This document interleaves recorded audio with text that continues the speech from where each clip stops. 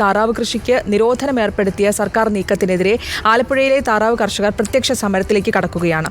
മൃഗസംരക്ഷണ വകുപ്പ് മന്ത്രി ചിഞ്ചുറാണി നൽകിയ ഉറപ്പ് കടലാസിൽ ഒതുങ്ങി എന്നാണ് കർഷകരുടെ പരാതി. പക്ഷിപ്പനിയുടെ സാഹചര്യത്തിലാണ് കോഴി താറാവ് വളർത്തലിന് നിരോധനം ഏർപ്പെടുത്തുക എന്ന നീക്കത്തിലേക്ക് സർക്കാർ കടന്നത്. എന്നാൽ ഈ നീക്കം അക്ഷരാർത്ഥത്തിൽ പ്രതിസന്ധിയിലാക്കിയിരിക്കുന്നത് ആലപ്പുഴയിലെ താറാവ് കർഷകരെയാണ്. ഇതിനെതിരെയാണ് താറാവ് കർഷകർ പ്രത്യക്ഷ സമരത്തിലേക്ക് കടന്നിരിക്കുന്നത്. ഇപ്പൊ ഇവിടെ റിപ്പോർട്ടർ ടിവിക്കാര് അവരോട് മിനിസ്റ്റർ പറഞ്ഞത് ഞങ്ങൾ കർഷക സംഘടനകളുടെ നേതാക്കളുമായി സംസാരിക്കും. ആ നമ്പർ വാങ്ങിച്ച് കയ്യിൽ വെച്ചതല്ലാതെ ഞങ്ങൾ ആരോടും സംസാരിച്ചിട്ടില്ലെന്ന് മാത്രമല്ല, നമ്മൾ അങ്ങോട്ട് സംസാരിക്കാൻ ശ്രമിച്ചു, എന്നിട്ട് പോലും സംസാരിച്ചില്ല, കട്ട് ചെയ്തു. ഇതിനകത്ത് യാതൊരു അടിസ്ഥാനവുമില്ല. ഇവർ ബോധപൂർവമാണ്. അടുത്ത ഘട്ടം എന്ന് പറയുന്നത് ഞങ്ങൾ സെക്രട്ടേറിയറ്റ് പഠിക്കൽ സമരവുമായി പോകും. അടുത്ത ഒരു നടപടി അതാണ്. ലോൺ എടുത്തും കടം വാങ്ങിയും തുടങ്ങിയ താറാവ് ഫാമുകൾ മിക്കവയും അടച്ചുപൂട്ടലിന്റെ വക്കിലാണ്.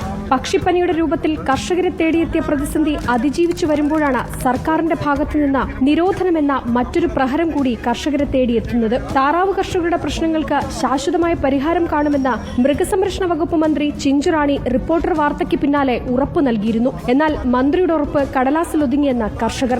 ആലപ്പുഴയിലെ ജനങ്ങളുടെ പ്രധാന ഉപജീവന മാർഗമാണ് താറാവ് വളർത്തൽ. ആ വരുമാനം കൊണ്ട് മാത്രം ജീവിതം കരക്കടിപ്പിക്കുന്ന ഒരുപാട് കുടുംബങ്ങളുണ്ട് ആലപ്പുഴയിൽ.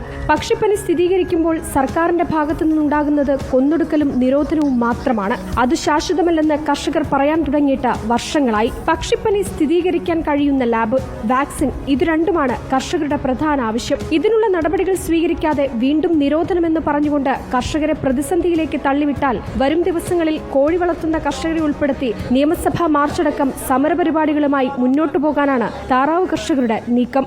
റിപ്പോർട്ടർ, ആലപ്പുഴ.